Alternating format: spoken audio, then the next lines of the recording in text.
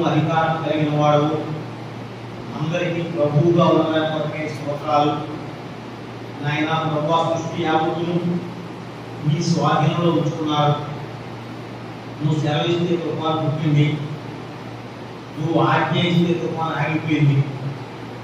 సూర్యుని ఆఫ్ చేసిన వాడవు, చంద్రుని లీవ్ చేసిన వాడవు, సముద్రం గద్దించిన వాడవు, భూమిని ప్రభా మరి మమ్మల్ని జ్ఞాపకం చేసుకున్నారు. స్తోత్రాలు.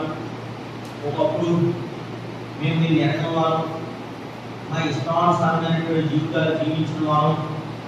ప్రభా, లోకంలో విద్యులు దేవుడు ఉన్నాడనే గ్రహింపు లేదు. నీకు చెందవలసిన మహిమ మనుషులకు, పక్షులకు, పురుగులకు, చతుష్పాద జంతువులకు ఆరోపించిన వాడు. ప్రభా, నీ మహిమను దొంగిలించిన వాడు. ప్రభా, అయినప్పటికీ మమ్మల్ని జ్ఞాపకం చేసుకుని మనుషులందరూ రక్షణ పొంది సత్యమును కూర్చున్నటువంటి అనుభవ జ్ఞానం లేకుండా ఆశపడుతున్నారు. ఏ మనుషులు కానీ నశించుకోవడం అనేది నీకు ఇష్టం లేదు. ఆ కారణం చేత నలుగురుగా యేసుక్రీస్తుగా లోకంలోకి వచ్చి నీ ప్రాణాన్ని అర్పణగా బలి అర్పించి మీరు దాచిన రక్తంలో మా పాపలు కలిగి మాకు ఇచ్చిన బిడ్డల విమోచన కొరకైపోతుంది. ఆ కారణాన నేను సర్వలోకంలో ఉండే పరిశుద్ధులతో పాటు మేము కూడా నిన్ను ఆరాధించడానికి జ్ఞాపకం చేసుకుని ఈ పనులు ఈ విజయంలో మమ్మల్ని సమకూర్చిన దాని కొరకై స్తోత్రాలు. రాగైన వారందరినీ బట్టి స్తుతిస్తూ కనపరుచుకుంటూ ప్రభా నీ సహాయం కొరకై నీ పాలన కొరకం ప్రారంభం నుండి ముగించే వరకు మీరు మాకు అధ్యక్షులుగా నడిపించండి. మా మధ్యలో మీ ఆత్మ ఉంచండి. పాటలు పాడుకునేటప్పుడు సహాయపడుకోరండి. చక్కటి స్వరాలతో కనపరచడానికి సహాయపడండి. ప్రభువా తండ్రి, కనికలు చూపించండి, జాలి చూపించండి. అయినా ప్రభువా కృపను విస్తరింపచేయండి. ఆరాధన వాక్య ధ్యాన సమయము వాళ్ళ దగ్గర మేము కూడుకున్నప్పుడు ఇచ్చే హెచ్చరికలు మాకు ఎంతో ఆశీర్వాదకరంగా చేయండి. ఆరాధన సమయం దీవించండి. ఈ సమయం కొరకు మమ్మల్ని రాగలిగిన వారిని సూచిస్తూ రావాల్సిన వారు ప్రార్థన చేస్తూ సమస్తము చక్కగా చేసి మహిమ పొందండి, కాపాడండి. మనం సూచిస్తున్నాము. ఈ సమయం కొరకై వందనలు. ప్రభువా మా మధ్యలో మీరు ఉండండి, మీ సింహాసనం ఉంచండి. సమయం కొరకై మరి సర్వలోకంలో పరిశుద్ధులు అనేక స్థలాల్లో కూడి ఆరాధిస్తూ కనపరుస్తున్నారు. వారందరితో పాటు ప్రభువా తండ్రి మరి మేము కూడా ప్రభువా కనపరచడానికి సహాయపడండి. హిందువులతో ప్రార్థన చేస్తాం. ఇదేమో అక్కడ నిలబడి మీ దోషం కొరకు ప్రార్థన చేస్తాం. జనరగాల్లో ఉండే సేవకుల కొరకు ప్రార్థన చేస్తున్నాం. తెలుగు రాష్ట్రాల్లో ఉండే వారి కొరకే ప్రార్థన చేస్తున్నాం. కడుపు చుట్టుపక్కల ఉండే గ్రామాల కొరకే ప్రార్థన చేస్తున్నాం. కాల్పూడి హిమాలయ ఆరాధన గృహం, అలాగే గంగారెడ్డి ఎలశబ్ద ఆరాధన గృహం కొరకై ప్రార్థన చేస్తున్నాం. అక్కడ చేరే వారు కూడా మీరు జ్ఞాపకం చేసుకుంటూ వెంటనే మనం చేసుకుంటున్నాం. ప్రభువా దేవా నరవచ్చు చూపిస్తూ మీ హస్తాన్ని అప్పగించుకుంటూ నీ వైపు చూస్తూ నీ కృపను కోరుకుంటూ చాలా దేవుడుగా శక్తివంతులుగా ఉండి నడిపించండి. యేసు నామమున ప్రార్థించి వేడుకున్నాము తండ్రి. ఆమేన్.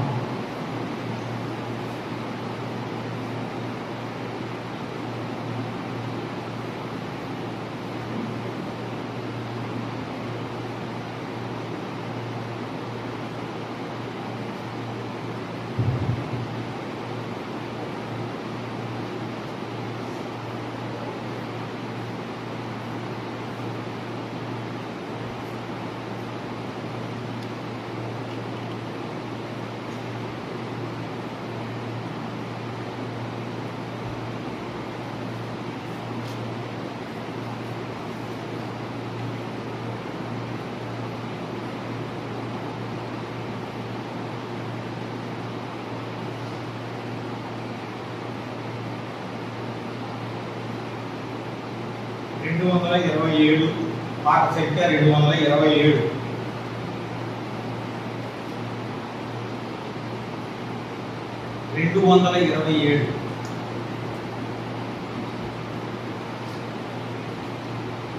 నీ స్తుతించెదను యేసు నామమును భజించెదను స్తుతించెదను క్రీస్తు నామమును స్తుతికి యేసే యోగ్యుడని నిత్యం నిత్యం నే స్తుతించెదను యేసు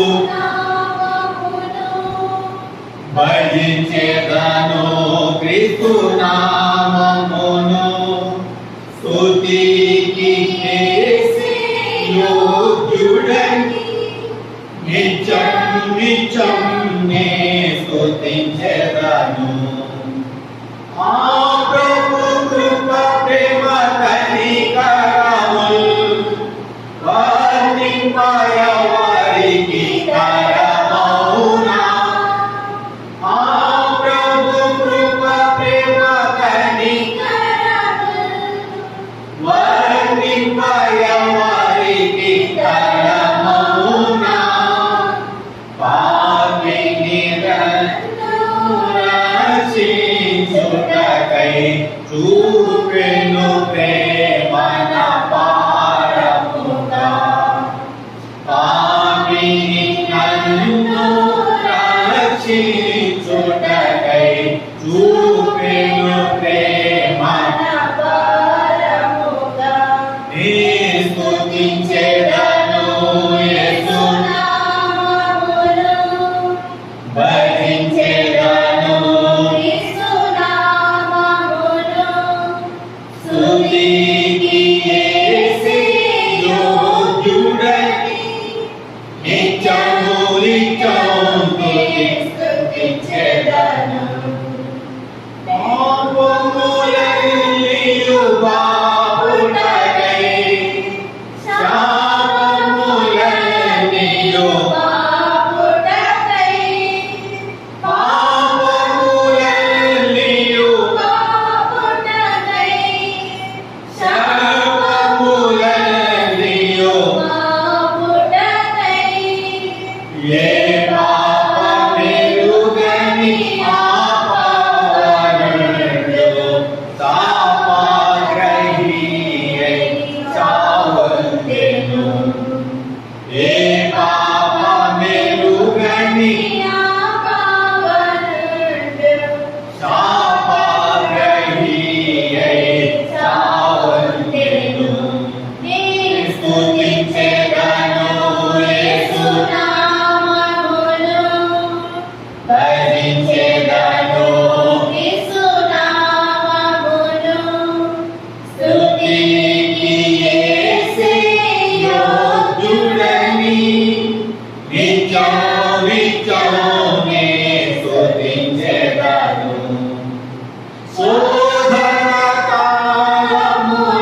కాలములయందున వేదన కాలములయందున శోధన కాలములయందున వేదన కాలములయందున నాదుడు యేసు మన తోడనుండా అంతమేగా మన చింతలకు నాదుడు యేసు మన తోడనుండా అంతమేగా మన చింతలకు స్తుతించెదను యేసు నామమును భజించెదను క్రీస్తు నామమును స్తుతికి యేసే యోగ్యుడని నిత్యము నిత్యము నే స్తుతించెదను ఎనలేని ప్రేమతో కౌగలించెను ఎంచలేని మేఘంతో నన్ను నింపెను ఎనలేని ప్రేమతో కౌగలించెను ఎంచలేని మేఘంతో నన్ను నింపెను మహామహుడు మహిమా ప్రధానుడు మహిమాతో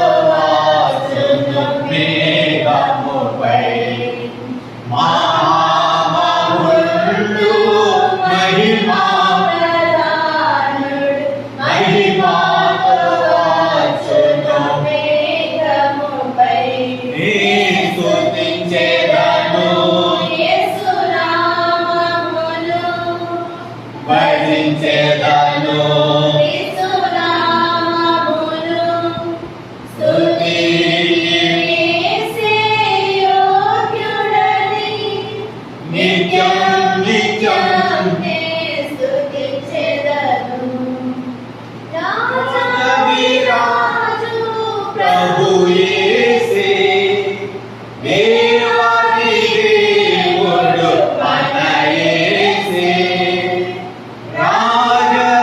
రాజు ప్రభు యేసే దేవాది దేవుడు మన యేసే పరమందు దూతలు ఇహమందు నరులు పాడుడి ప్రభునకు హల్లెలూయా పరమందు దూతలు ఇహమందు నరులు పాడుడి ప్రభునకు హల్లెలూయా స్తుతించెదను యేసు నామమును భజించెదను క్రీస్తు నామమును స్తుతికి యేసే యోగ్యుడని నిత్యమే స్తుతించెదను.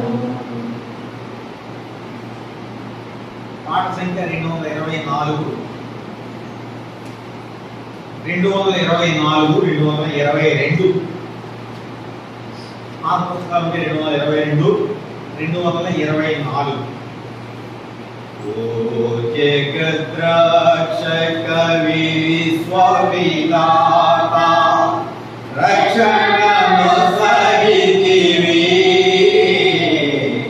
ఓ జగద్రక్షక విశ్వవిధాత రక్షణను సహితివి సర్వకృపలకు దాతవు నీవే సర్వకృపలకు దాతవు నీవే బలి అయితివి మాకై బలి అయితివి మాకై కృప ద్వారా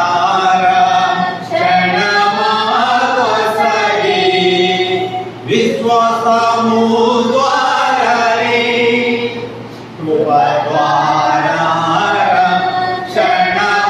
క్షణమాకొసగి విశ్వాసము ద్వారానే అపత్రులమై నటి మాకు అపత్రులమై నటి మాకు ఇది వరమేగా ఇది వరమేగా ఓ జగద్రక్షక విశ్వవిధాత రక్షణను సహితివి ఓ జగద్రక్షక విశ్వవిధాత రక్షణను సహితివి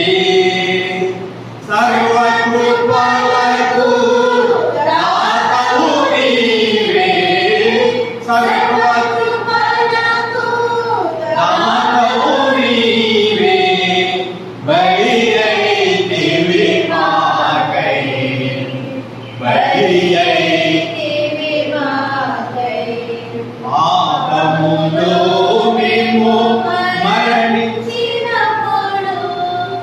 వచ్చితివి నాకు పాపములో మేము మరణించినప్పుడు వచ్చితివి నాకు ప్రభువా మేము నీ చెంతనుండా ప్రభువా మేము నీ చెంతనుండా జీవముని చితివి జీవముని చితివి ఓ జగద్రక్షక విశ్వవిధాత రక్షణను సహితివి ఓ జగద్రక్షక విశ్వవిధాత రక్షణను సహితివి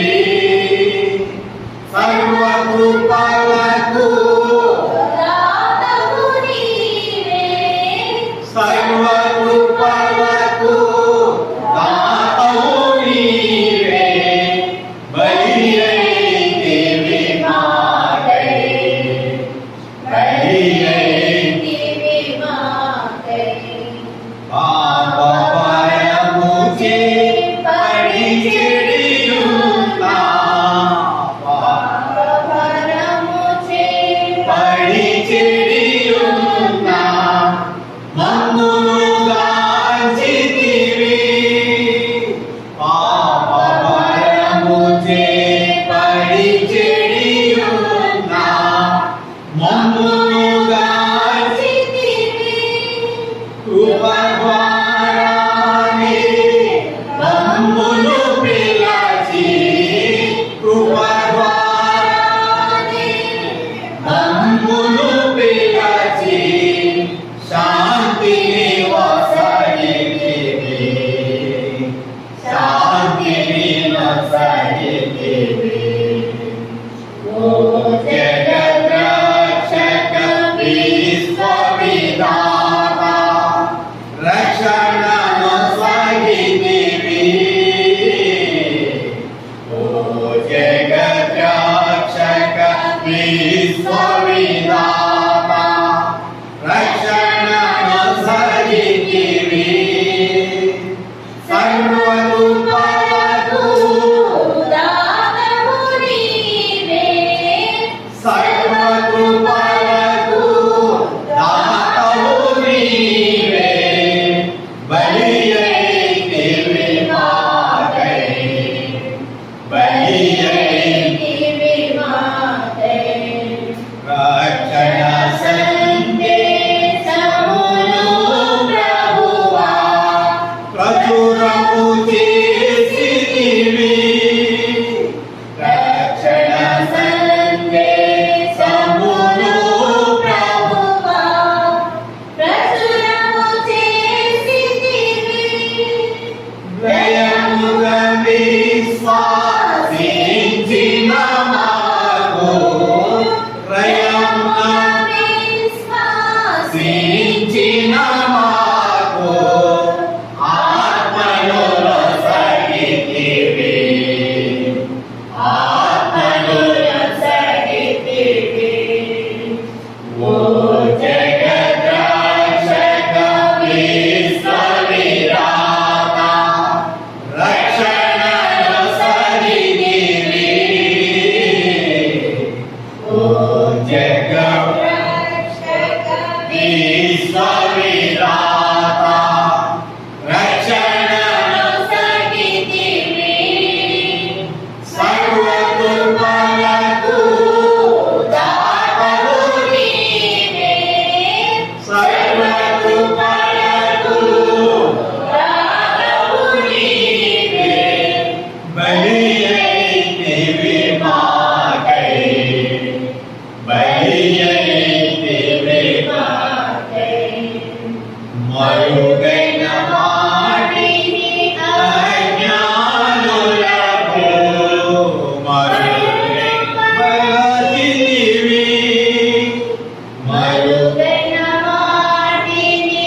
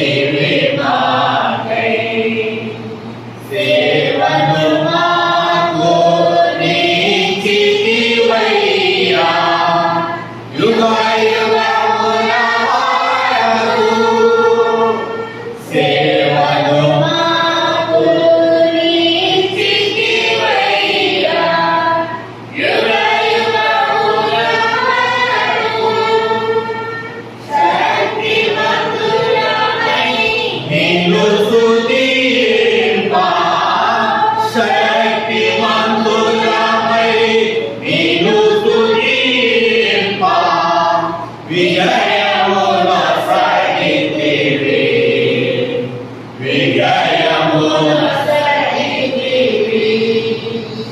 ఓ జగద్రక్షక విశ్వవిధాత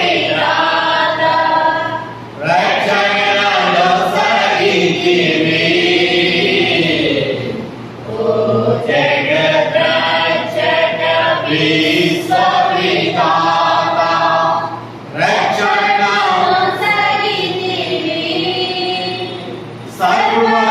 సర్వకృపలకు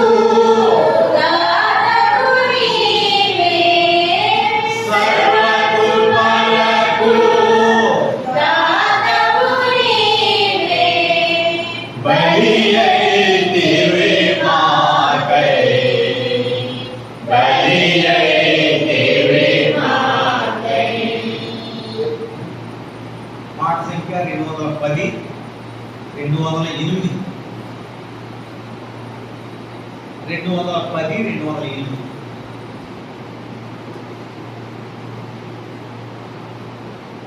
స్తోత్రము పాడి సోగాడేదాను దేవా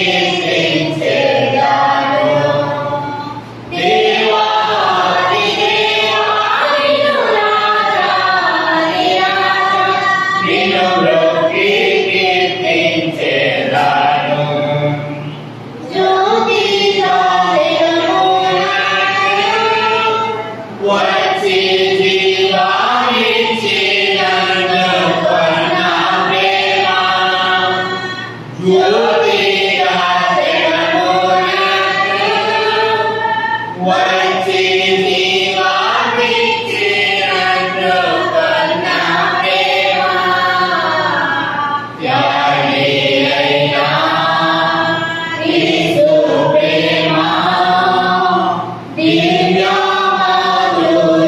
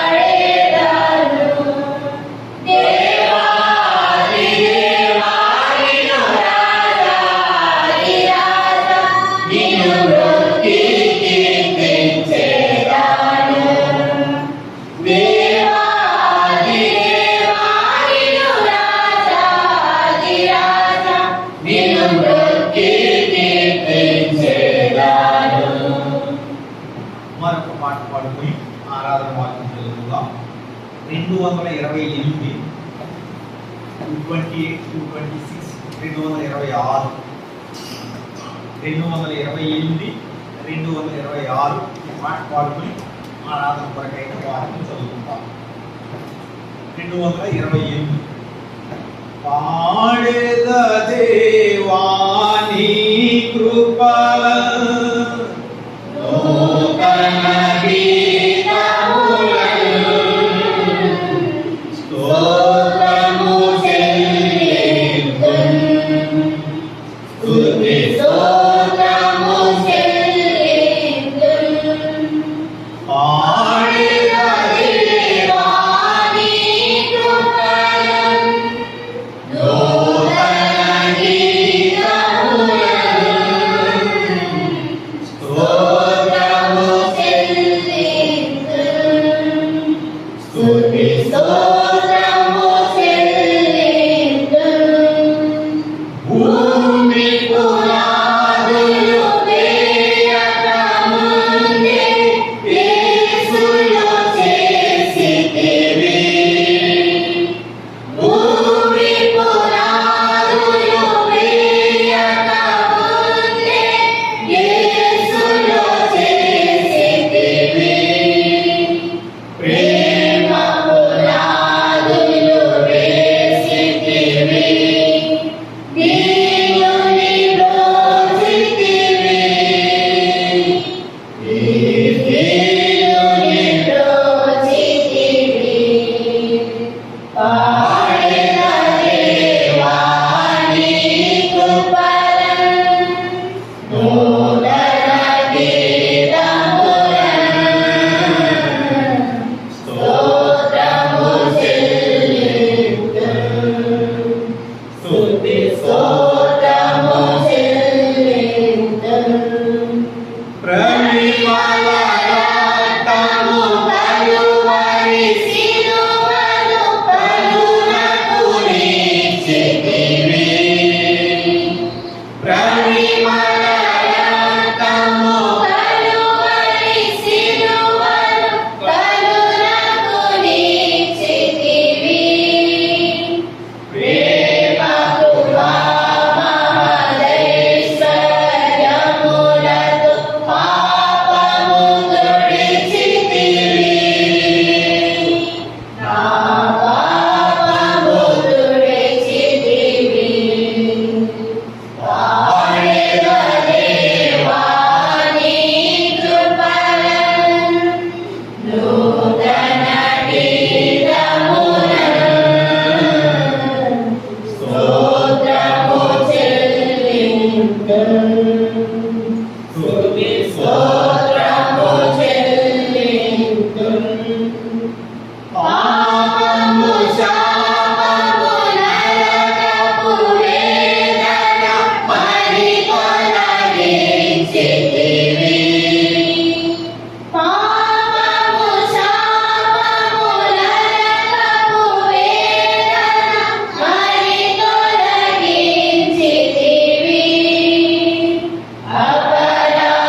అపరాధములచే చచ్చిన నన్ను ధర బ్రతికించితివి. నన్ను బ్రతికించితివి. పాడెద దేవాని కృపలను నూతన గీతములను స్తోత్రము చెల్లింతును. స్తుతి స్తోత్రము చెల్లింతును. దేవుని రాజ్యపు వారసుడనుగా క్రీస్తును చేసితివి. దేవుని రాజ్యపు వారసుడనుగా క్రీస్తును చేసితివి. చీకటి రాజ్యపు శక్తుల నుండి నన్ను విడిపించితివి. నన్ను విడిపించితివి.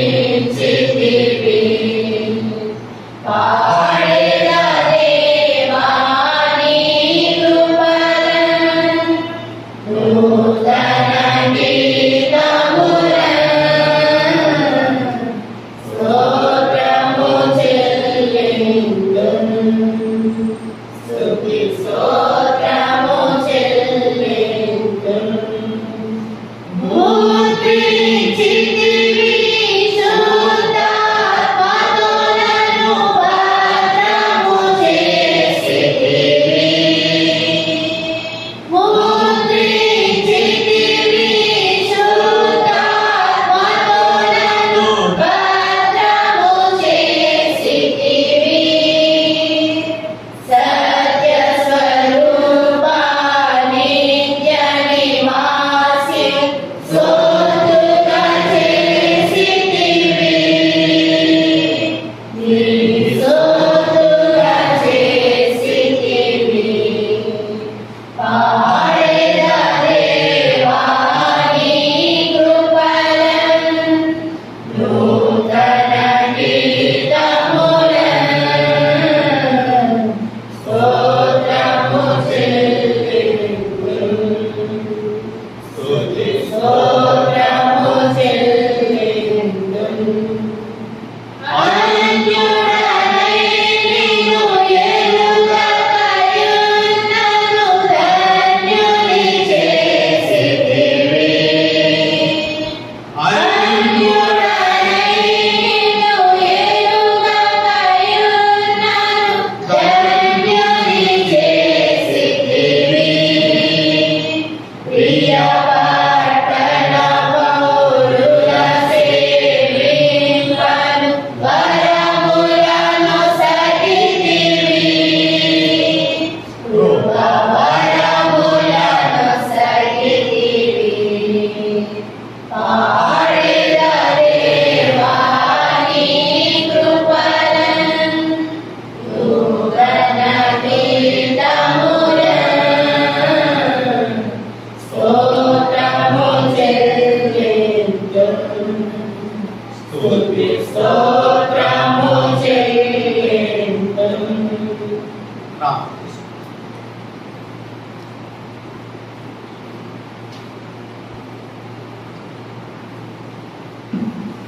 మేము కూడా మా ప్రియమైన తండ్రి, మమ్మల్ని మిక్కిలిగా ప్రేమించిన మా ప్రభువా, పరిశుద్ధమైన నామం కొట్టేసుకుంటాం, ఉదయకాలం కొట్టేసుకుంటున్నాం. ఆయన ప్రభువా, ఈ సన్నిధికి మనం సమకూర్చడానికి మమ్మల్ని రాగలిగిన వారందరినీ బట్టి వినియోగించుకుంటున్నాం. ప్రభువా, ఈ సమయంలో ఆనందం కోసం ఆత్మతోనూ సత్యంతోనూ ఆరాధించడానికి పూర్వం ఈ వాక్కు దయచేయండి, నాతోనూ మాతోనూ మాట్లాడండి. ప్రభు ఆరాధించుకొరకై సిద్ధపరచండి, మమ్మల్ని గురుకొరకు ప్రేరేపించండి.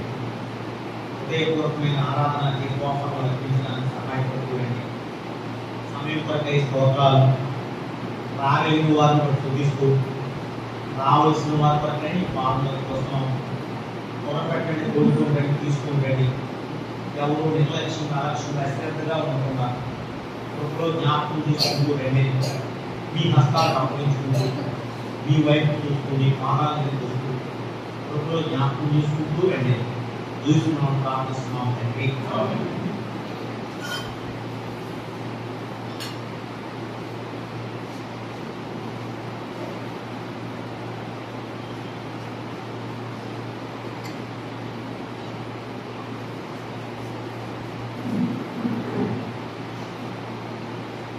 ఆరాధన కొరకు దేవుని వాక్యంలో నుండి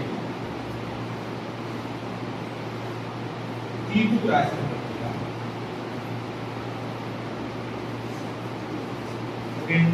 2వ అధ్యాయం. తీర్పుకు రాసిన పత్రిక 2వ అధ్యాయం 14వ వచనం చదువుతాం. తీర్పుకు రాసిన పత్రిక 2వ అధ్యాయం 14వ వచనం. అందరూ కలిసి చదువుదాం. చదవగలిగిన వాళ్ళందరూ చదవండి. 2:14. ఆయన సమస్తమైన దుర్నీతి నుండి మనల్ని విమోచించి సత్యవేదము ఆసక్తి గల ప్రజలను తన కోసం పవిత్రపరుచుకొని తన సొత్తుగా చేసుకున్నకు తనను తానే భాగం కొరకు అర్పించుకుంది. తను తానే మన కొరకు అర్పించుకొని మన కొరకు అర్పించుకొని మనము దేవుని యొక్క స్వభావము, ఆయన యొక్క గుణలక్షణాలు అంటే ఆయన అట్రిబ్యూట్స్, వాటిని మనం జ్ఞాపకం చేసుకుంటూ వచ్చినప్పుడు ప్రాముఖ్యమైనది మనం ఏం జ్ఞాపకం చేసుకుంటామంటే ఆయన ప్రేమ. ఆయన ఏ విధంగా లోకాన్ని ప్రేమించాడు, మనల్ని ప్రేమించాడు, నశించిపోతున్నటువంటి వారిని ప్రేమిస్తూ ఉన్నాడు అనేది మనము దేవుని వాక్యంలో చూస్తాం. అనుదినము కూడా ఆయన ప్రేమను మనం జ్ఞాపకం చేసుకుంటాం. దేవుని వాక్యంలో మరి అనేకమైనటువంటి వారిని ఆయన ప్రేమించినట్టుగా, ఉదాహరణ మనం చూస్తే నోవహు ఉన్నాడు. ఆయన గురించి రాయబడిన మాట ఏంటంటే నోవహు కృప పొందిన వాడాయను ఉంది. ఎందుకంటే అందరూ నశించిపోయినప్పుడు, అందరూ కూడా ఆ మునిగిపోయినప్పుడు దేవుడు ఆయనకు కృప చూపించాడు కనుక నోవహు దేవుని వలన కృప పొందిన వాడాయను అనేది మనం చదువుకోవచ్చు. అంతేకాదు మనం ఇంకా ఎవరిని గురించి చూసిన కడకు నినివే వారు ఉన్నారు, అశ్షూరీయులు. వాళ్ళ గురించి కూడా అక్కడ మనం పదం చూస్తాం. అత్యంత కృప కలిగిన వాడు, శాంతమూర్తి, కరుణావాసన కలిగిన వాడు. తప్పిపోయిన కుమారుడు గురించి కూడా మనం చూస్తాం. తండ్రి ప్రేమ, వాడు ఇంకా దూరంగా ఉండగానే ఎదురెళ్ళి ఏడ్చి ప్రశస్త వస్త్రాలని, ఉంగరమని, లవ్ ఫిష్ అంటే ప్రేమ విందని, ఇవన్నీ మనం చూస్తూ వచ్చినప్పుడు ఏమిటిది అంటే దేవుని యొక్క ప్రేమ. అలానే సమరయ స్త్రీ విషయం ఏం చూస్తాం? ఆయన సమరయ మార్గమున వెళ్ళవలసి వచ్చింది. సమరయ మార్గంలో ఎందుకు వెళ్ళాడు అంటే ఆ సమరయ స్త్రీని ప్రేమించి. ఈ విధంగా దేవుని వాక్యంలో మనం చూస్తూ వచ్చినప్పుడు ఇశ్రాయేలును ప్రేమించాడు. వీళ్ళందరినీ ప్రేమించినట్లుగానే ఇశ్రాయేలును ప్రేమించి ఏమంటాడో చూడండి. ద్వితీయోపదేశకాండం అంటే దేవుడు ప్రేమ కలిగిన వాడు ఏ విధంగా ప్రేమిస్తూ వచ్చాడు అనేది మనం చూస్తూ వచ్చినప్పుడు 7వ అధ్యాయం, ద్వితీయోపదేశకాండం 7వ అధ్యాయం 7వ వచనంలో మనం ఏం చూస్తున్నాము? మీరు సర్వ జనముల కంటే విస్తార జనమని యెహోవా మిమ్మును ప్రేమించి. మరి ఎందుకు ప్రేమించే, ఎందుకు ఏర్పాటు చూసుకున్నాడు? 8వ వచనంలో అయితే యెహోవా మిమ్మును ఇశ్రాయేలీని ఏర్పాటు చేసుకుంటూ ఏముంది? దేవుని యొక్క ప్రేమ. ఇప్పుడు మనం చూస్తున్నాం నినివే వారి మీదకి వచ్చే శిక్ష పొడిగించుట్లో దేవుని ప్రేమ ఉంది. నోవహు అందరూ నశించిపోయినప్పుడు ఒక్కడే వెళ్ళడంలో దేవుని ప్రేమ ఉంది. తప్పిపోయిన కుమారుని చేర్చుకుంటూ దేవుని ప్రేమ ఉంది. సమరయ స్త్రీని రక్షించుటలో దేవుని ప్రేమ ఉంది. ఇశ్రాయేలులను ఏర్పాటు చేసుకుంటూ దేవుని ప్రేమ ఉంది. మనం వాక్యం ఏం చూస్తామంటే యెరూషలేము గురించి ఏడ్చాడట. లేదా యెరూషలేమా ఎన్నోసార్లు నేను చేర్చుకోవాలనుకున్నాను కానీ నీవు నా మాట వినలేదు, నేను నిన్ను విడిచిపెట్టేస్తాను ఏడ్చాడు. ఎందుకంటే దాని మీద రాబోయే కీడు ఆయనకి తెలుసు కనుక. సో ఆయన యెరూషలేమును ప్రేమించాడు. కడకు శిలువ మీద ఉంటే ఆ దొంగను ప్రేమించాడు. పౌలు అంటాడు పలుమార్లు, నేను కనికరించబడ్డాను, దోషకుడను, హింసకుడను అయినప్పటికీ దేవుడు నన్ను కనికరించాడు. ఈ విధంగా మనం చూస్తూ వచ్చినప్పుడు పాపులను ప్రేమించాడు. రోమా 5:8 ప్రకారం మనం ఇంకనూ పాపులమై ఉండగా అది ఆయన ప్రేమ. ఆ తర్వాత అవుట్ క్యాస్ట్ అంటే తృణీకరించబడినటువంటి వారిని పాపులను ప్రేమించాడు, తృణీకరించబడినటువంటి వారిని ప్రేమించాడు.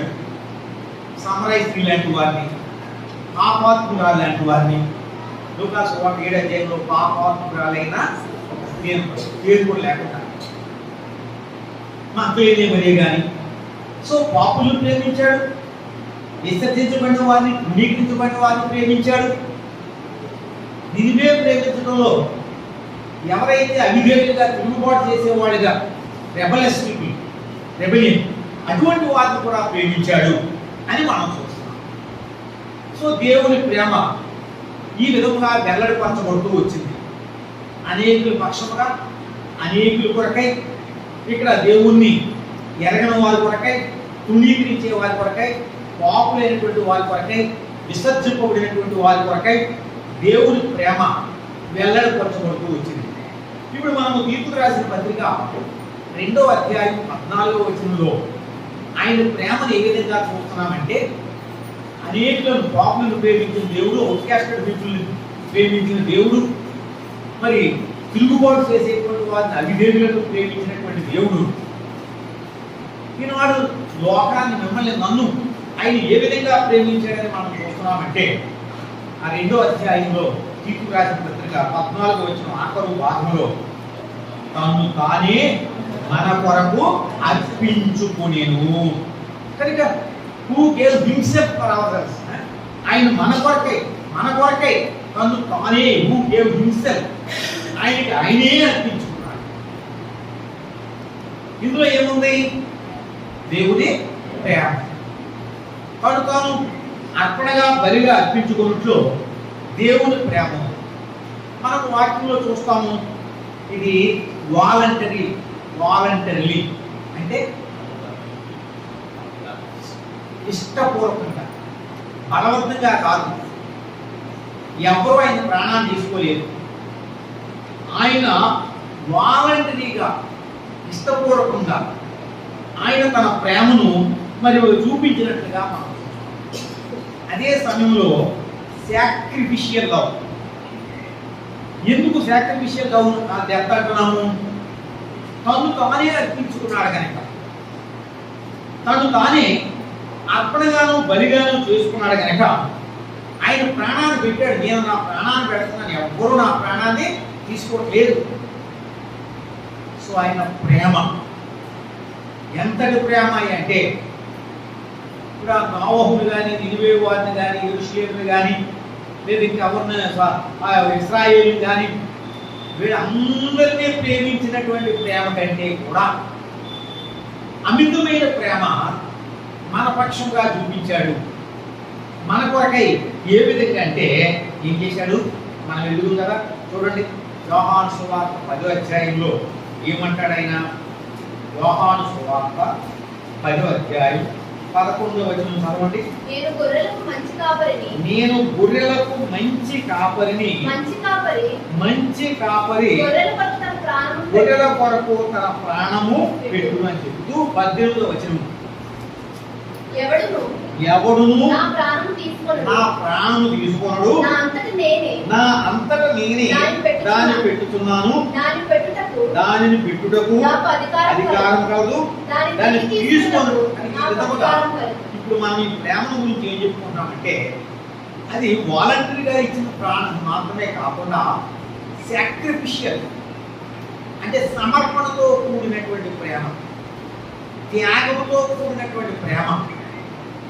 ఇంకా దేవుని వాక్యంలో మనం చూస్తూ వస్తే సబ్స్టిట్యూషనరీ అంటే ప్రత్యామ్నాయం. చూడండి, పేతురు రాస్తాడు ఆ పదం. సబ్స్టిట్యూషనరీ అర్థం ఏంటంటే, పేతురు మొదటి పత్రిక 2వ అధ్యాయంలో ఆయన ప్రాణం పెట్టాడు. అందులో ఏముంది అంటే సమర్పణ ఉంది, అందులో ప్రత్యామ్నాయం ఉంది, ప్రేమ ఉంది. ఏమంటాడు ఇక్కడ 2వ అధ్యాయం 24వ వచనంలో, పేతురు మొదటి పత్రిక 2వ అధ్యాయం 24, పాపముల విషయమై చనిపోయి మనము పాపముల విషయమై చనిపోయి నీతి విషయమై జీవించినట్లు నీతి విషయమై మనము. సో మన కొరకు అది సబ్స్టిట్యూషన్ అంటే మనకు ప్రత్యామ్నాయుగా, మనకు బదులుగా అనే మాట 21వ వచనంలో ఉంది. క్రీస్తు కూడా నీ ఈ కొరకు బాధపడి. సో ఆయన ప్రేమ ఈ విధముగా మనము గమనిస్తూ వచ్చినప్పుడు, మనము చూస్తూ వచ్చినప్పుడు ఆయన ఆయనే ప్రాణం పెట్టాడు అని మనం చూస్తూ, ఎందుకు తను తాను అర్పణగా చేసుకున్నాడు, ఆ ప్రేమ అంత ఉన్నతమైనటువంటి ఎందుకు అంటే చూడండి, దానికి రీజన్ ఉంది.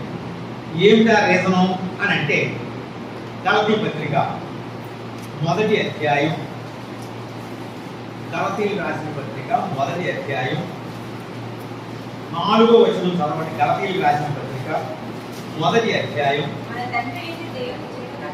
మన తండ్రి అయిన దేవుని చిత్త ప్రకారము క్రీస్తు మనలను అది సరిగ్గా ప్రస్తుతపు దుష్టకాలంలో నుండి విమోచింపవలనని మన పాపముల నిమిత్తము. సో మొదట ఏం చూసామంటే ఆయన ప్రేమ త్యాగపూరితమైనటువంటి ప్రేమని, ఇష్టపూర్వకంగా ప్రాణాన్ని పెట్టినాడని, కనుక అది సబ్స్టిట్యూషనరీ డెత్ కనుక మన కొరకై తన ప్రాణాన్ని అర్పించాడని, మన కొరకై తన ప్రాణాన్ని బలిగా ఇచ్చాడని మనం చూస్తున్నాం.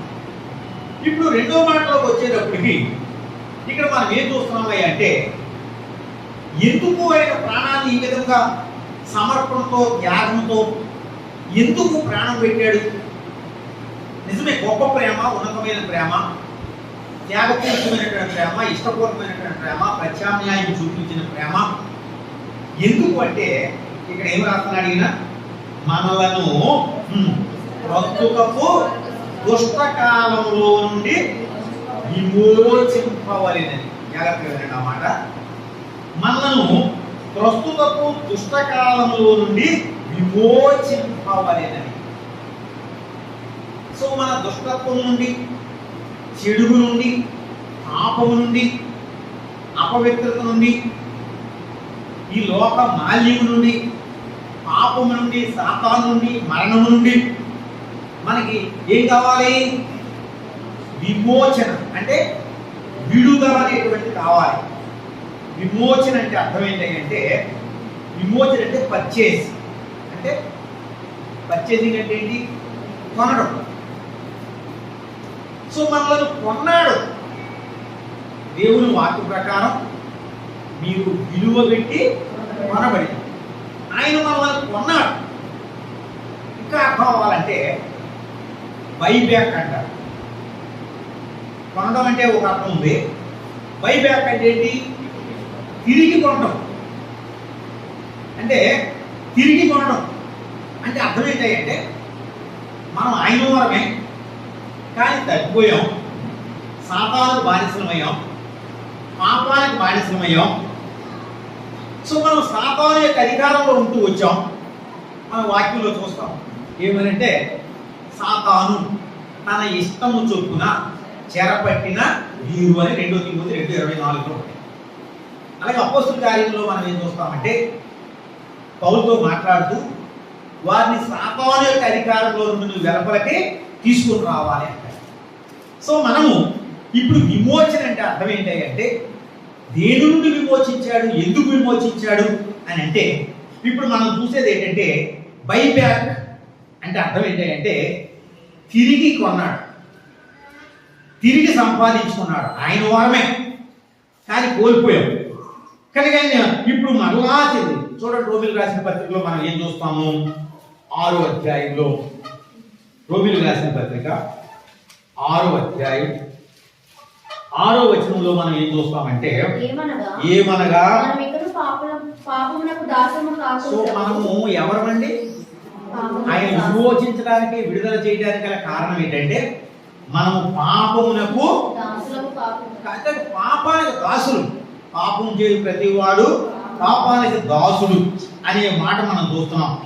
అలానే ఇంకా మనం దేవుని వాక్యంలో కనుక గమనిస్తూ వస్తే, ఆ 17వ వచనంలో ఏమంటాడు? 17 మీరు పాపమునకు దాసులై ఉంటే ఉంది. 20వ వచనంలో ఏముంది?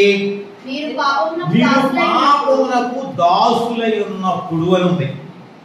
సో ఈ మాటలన్నిటిని బట్టి ఈ రిడెంప్షన్ అంటే, లేదంటే విమోచన అంటే, బైబ్యాక్ అంటే, రీపర్చేజ్ అంటే అర్థం ఏంటి?